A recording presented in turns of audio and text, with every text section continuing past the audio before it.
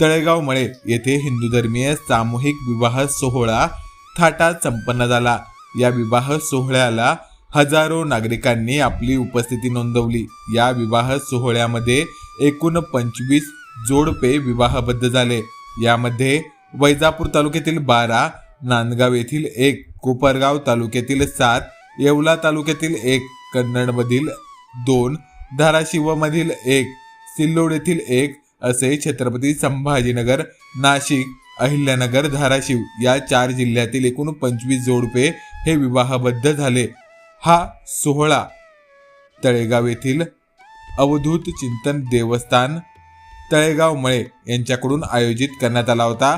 हा कार्यक्रम यशस्वीरित्या पार पाडण्यासाठी तुपके महाराज यांनी परिश्रम घेतले।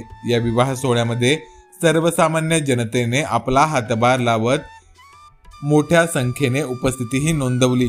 या विवाह सोहळ्यात 25 जोडप्यांना मणिमंगळसूत्र हे अल्पेश संचित यांच्याकडून देण्यात आले, तर वधूवरांना संसार उपयोगी वस्तू भगवान पवार, धर्मराज ठोंबरे, संदीप साळुंके यांच्याकडून देण्यात आल्या। नाशिक येथील नवीन विलास लोखंडे यांनी अन्नदानामध्ये बुंदी दिली।